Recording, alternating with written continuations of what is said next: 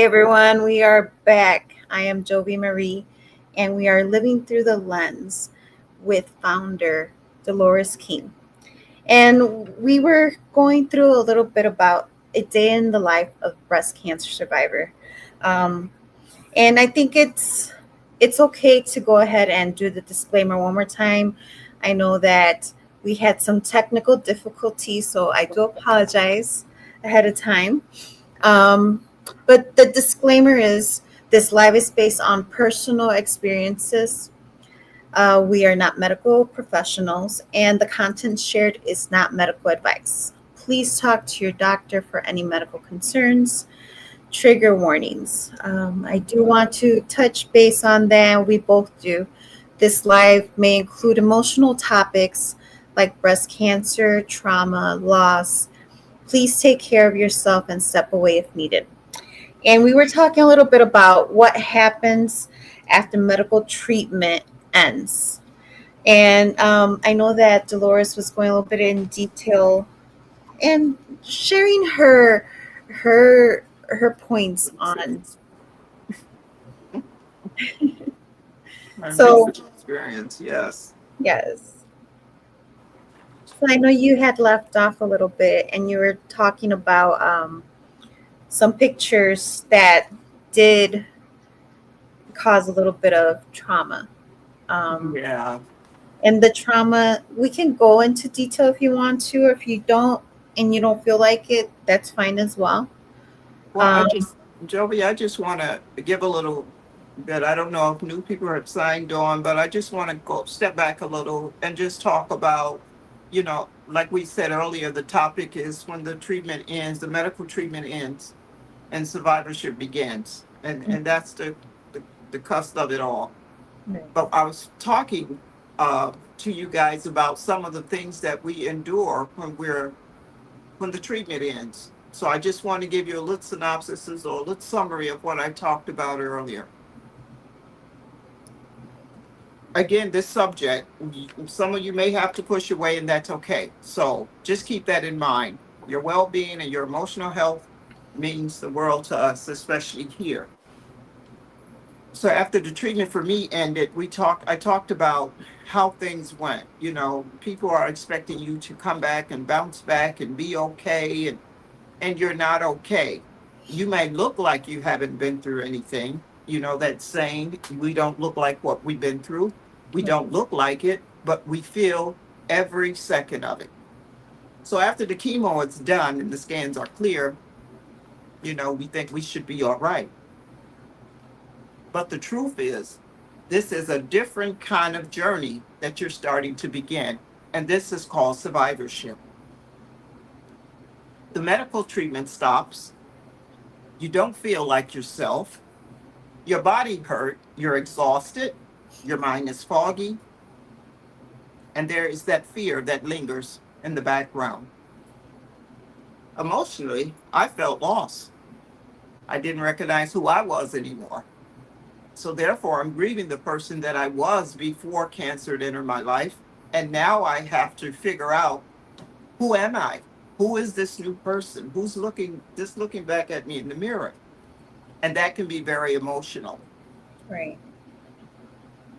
And people, again, I think we talked about this last week, when people come up to you and say some stuff, and that's a big topic of mine too, is just some things you don't want to say to breast cancer survivors. But some people, when they have empty space, they feel a need to say something, and deep down in your heart that they mean well, but the way it comes out, it's like, you look good, okay, that's fine, but I'm still dealing internally. So you have to respect that, especially when you're talking to a breast cancer survivor. I talk about this because no one was there for me. I didn't have this type of platform where I can plug in and hear somebody tell their story to let me know I'm not alone. You're not going through this alone, Dee. There's other people that's going through this. But what I did have, I had a support group that I would go to.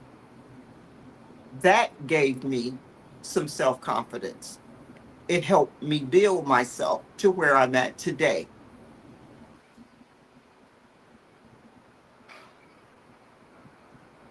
You take your When we time. go through stuff like this, things just happen that we didn't expect. So we're going through your chemo, your radiation. Okay, it stopped.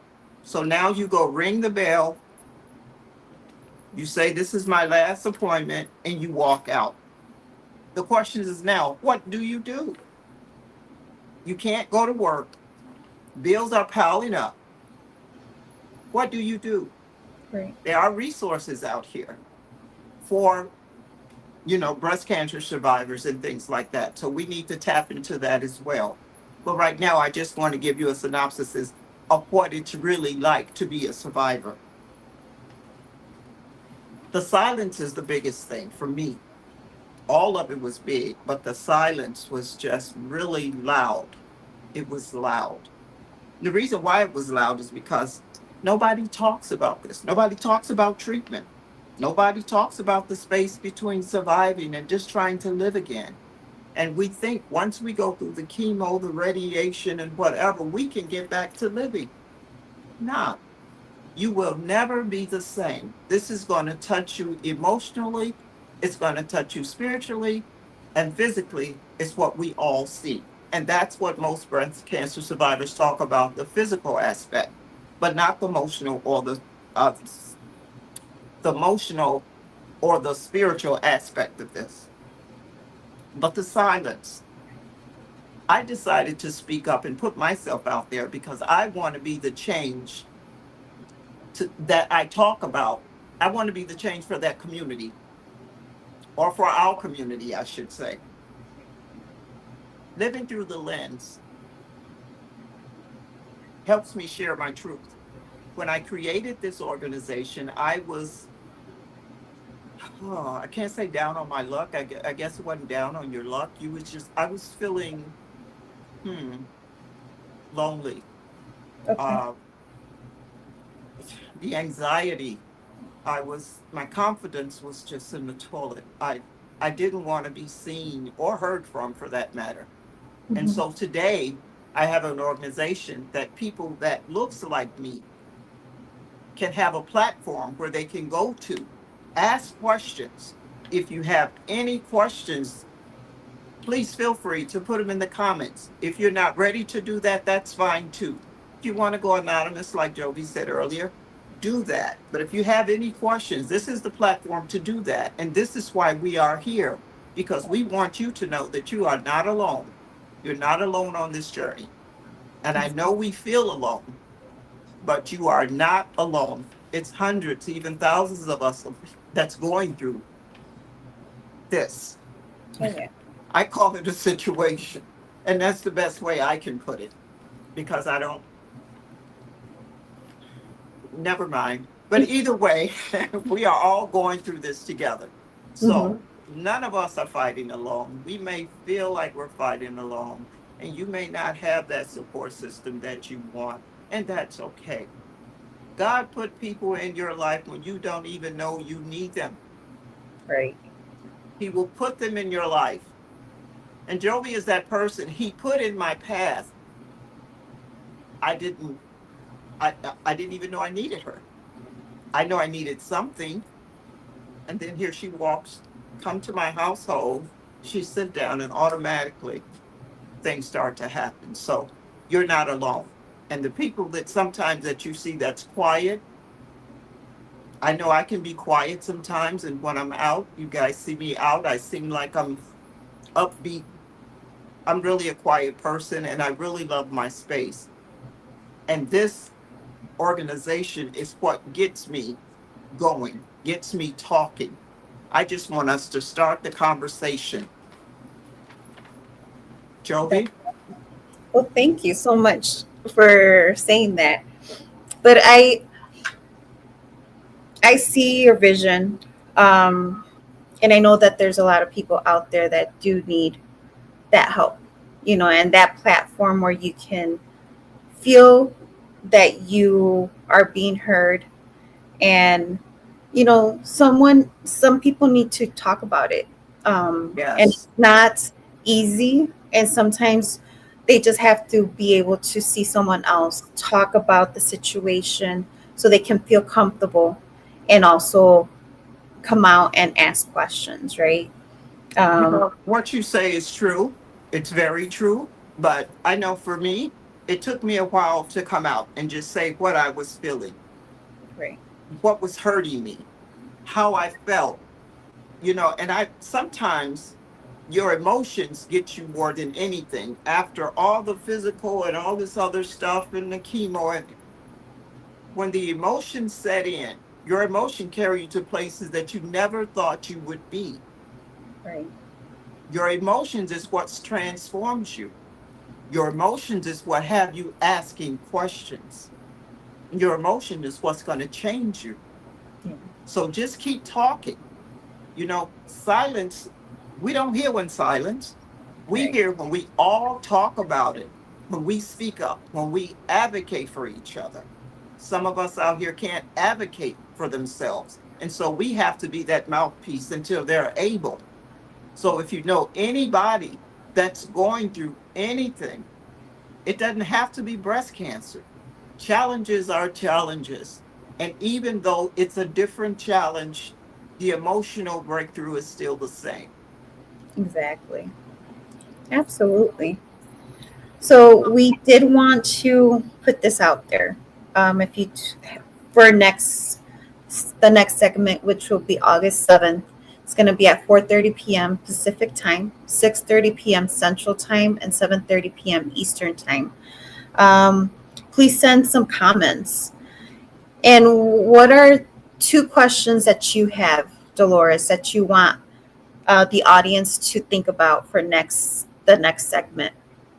Okay, before we get on the questions, I just have two questions, guys. Either you can answer them and put them in the comments, or if you want to take these questions and put them in your journal, be part of your journal. Because believe me when I tell you, this is not going to do anything but help you.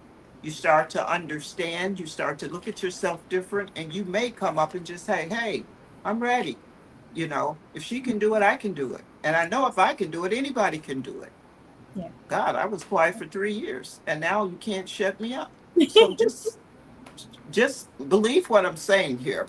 But before we get on to the questions, I wanted to talk about something. I'm sorry, Jovi, I'm going No, off no, script no. again. It's okay. Healing beyond the medicine. This I'm telling you, this topic is really important to me because it's deeply personal. That's why we started Living Through the Lens, or why I founded Living Through the Lens, because this is why the organization was built. This is its foundation. Right. I founded it on the belief that healing takes more than medicine. It takes support, it takes courage, and it takes community. Yes. At Living Through the Lens, we focus on what happens after the treatment ends. That's why this topic today is so important to me. The emotional and spiritual journey that goes unseen. Living Through the Lens, here we advocate for healing. We advocate through photo based therapy, we have support group, and we also advocate through the arts and storytelling and journaling. This is where we shine. This is my spot here, as you can see on my back wall. We use photography, we use personal stories and journaling to help the survivor find their voice. Right. Sometimes it's not enough to just speak up for yourself. Like I said earlier, it's about speaking up for someone that's not able to speak up for themselves as yet. Yes. And most of all, we believe in community, connecting survivors with other survivors who truly gets it. It's one thing when you're talking to somebody and they don't get it, they don't get you. But when you're in a room with people that's dealing with what you're going through and you're talking about it, it's like a light bulb come on. It's like, oh, Hmm. these are people who understand because they've been there. So they know where you at and they know where you are headed. But because again, healing does not stop or does not happen in silence, it happens when we talk about it. and we need to talk about it together. So if you're feeling like you need to talk to someone, please don't sit at home and go through this by yourself. Get a support group. Call me. Let's start journaling. Let's start storytelling. This Exactly. this is important. This is very important. So Yes. before I continue on with anything else, Jovi, let's get these two questions out. I Yes. just have two questions that I want to ask. My first question: What what do you do when people don't understand, or what do you want people to understand about survivorship, especially when they come up to you and say, "Oh, girl, you look good. You don't look like you're sick." What do Hmm. you want them to know? Right. How would you answer that? What would you say? Because you look good on the outside, don't mean you feel good on the inside. My second question, guys, I hope you taking note of these questions. Right. If you have ever been through treatment, whether or especially breast cancer treatment, if you ever dealt with any kind of, and again, it doesn't just have to be breast cancer, it can be any cancer. Have you ever been pressured by anyone or even by yourself? Have you been pressured to bounce back right after you had treatment, right after you rang the bell? And if you have been pressured, who's pressuring you? Are you putting pressure on yourself to get back? Mm. I know for me, I put pressure on myself because I wanted to get out. I like to dance. I wanted to get out and dance, Right. you know, but I couldn't. So the pressure was my own self inflicted pressure. But when I did that, it didn't do anything for me. Actually, it made the situation worse. So just think about those two questions. If you have a comment or something you want to say or question you want to ask, feel free to send a comment in. If we don't get to it today, which we probably won't, we'll be sure to answer it first thing when we go live again on Thursday. So I Absolutely. just want to say thank you guys for joining us here. We apologize tremendously for the technical difficulties. I mean, that's what happened when we go live. Hmm. So I'm glad you guys stuck around. And for those that heard me today, just send in peace and love. Be well, and I'll see you next week. Thank you. Thank you, everyone. Have a good one. Have a good night. Have a good night.